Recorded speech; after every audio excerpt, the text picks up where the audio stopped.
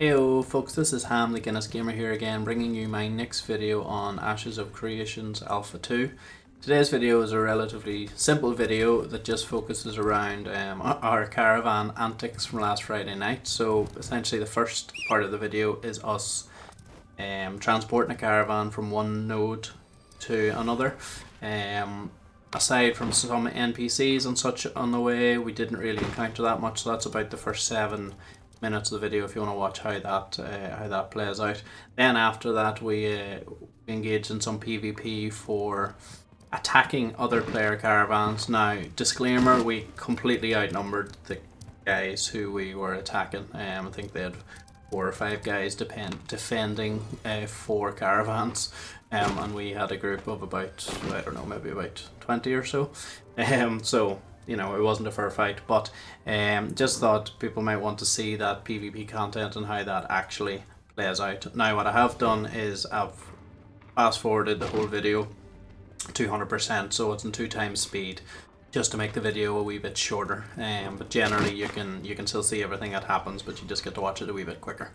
Second disclaimer, there is also a part in the video when I managed to tab out of my game and then ended up on windowed mode for a while until I got a safe moment to bounce it back. So that's why you'll see the screen minimize in size slightly for a couple of minutes of the video.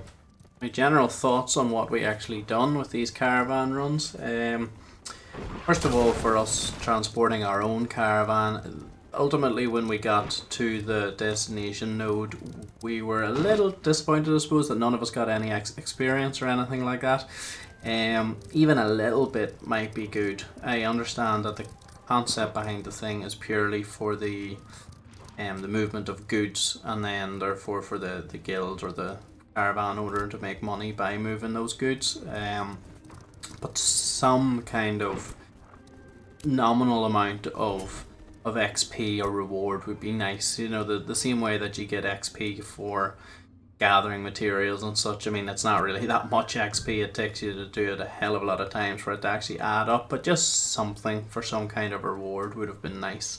But as for the money that was made from the caravan run, there is significant money, it seems, to be made from running guild caravan, so it is definitely something we will do again.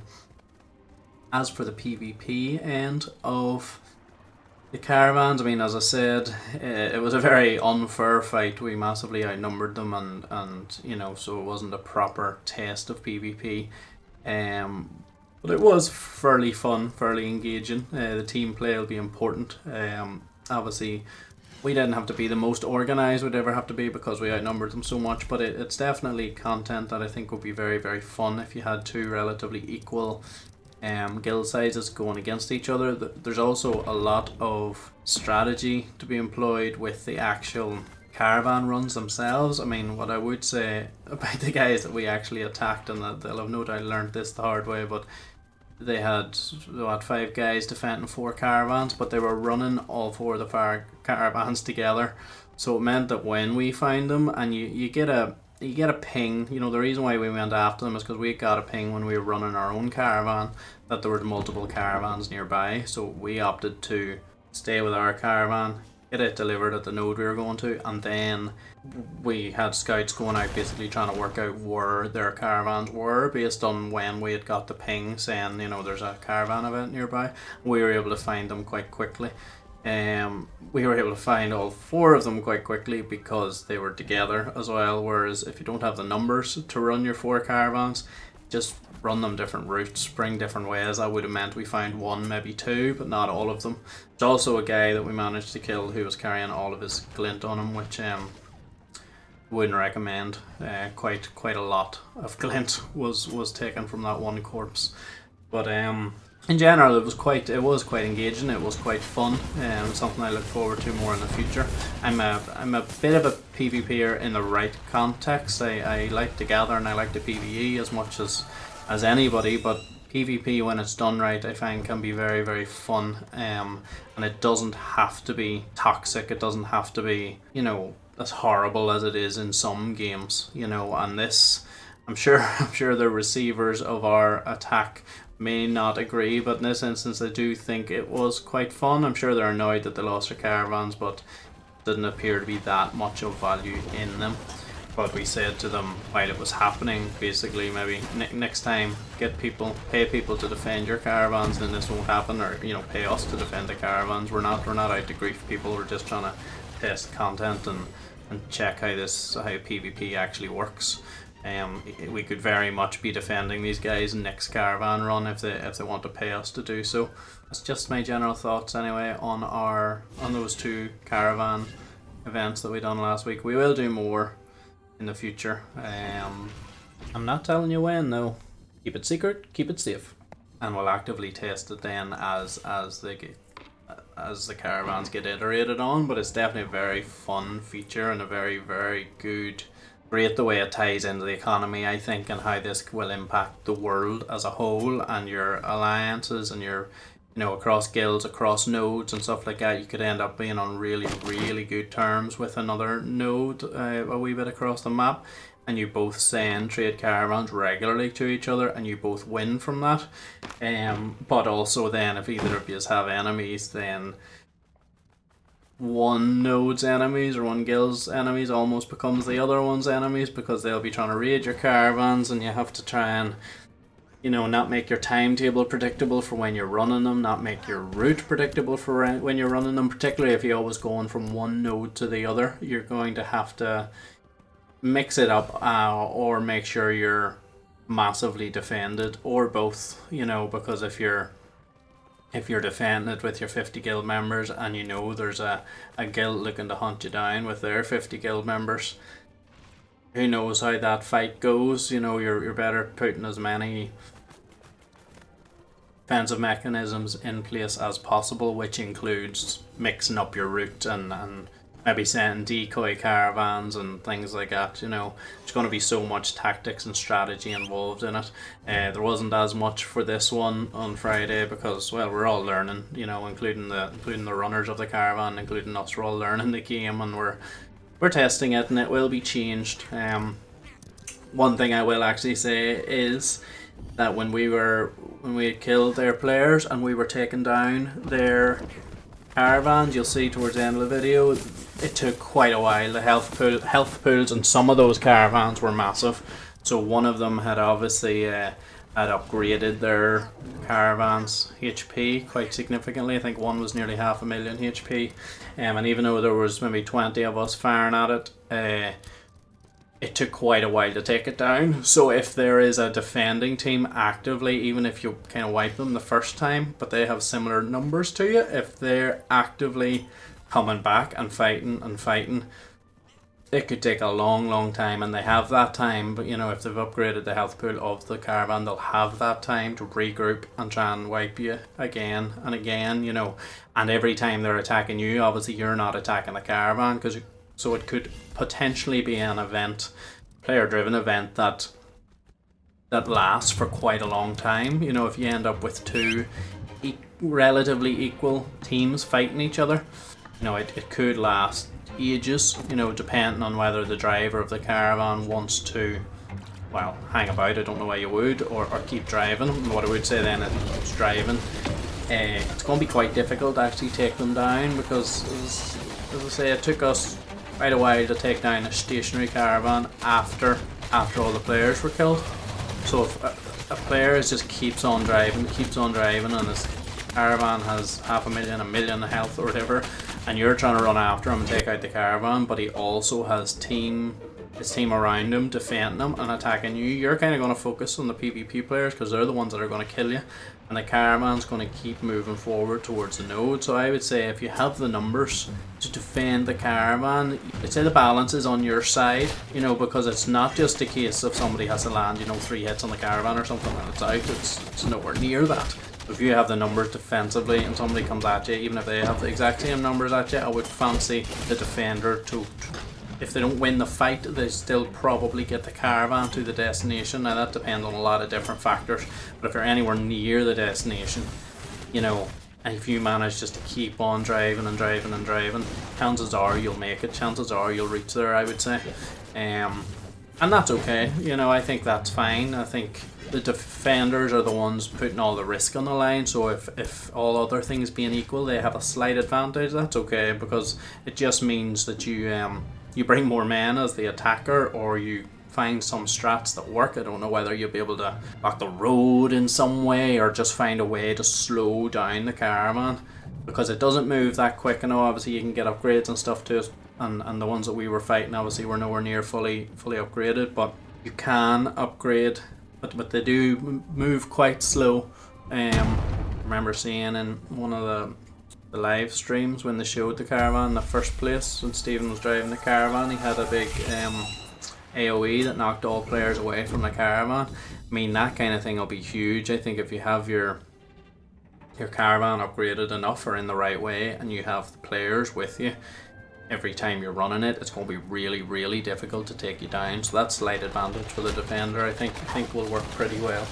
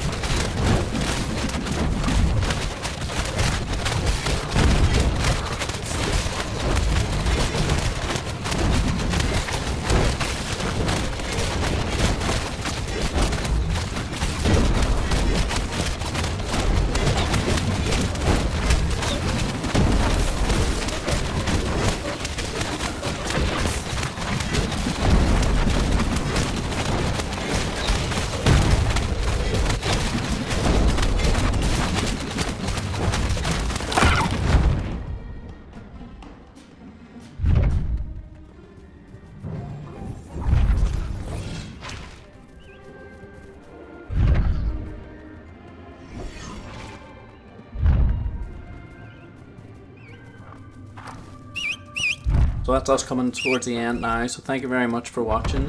If you like this video, give me a subscribe, a like, any comments to make, leave them down below, blah blah blah. But for now, wherever you are, goodbye and good luck.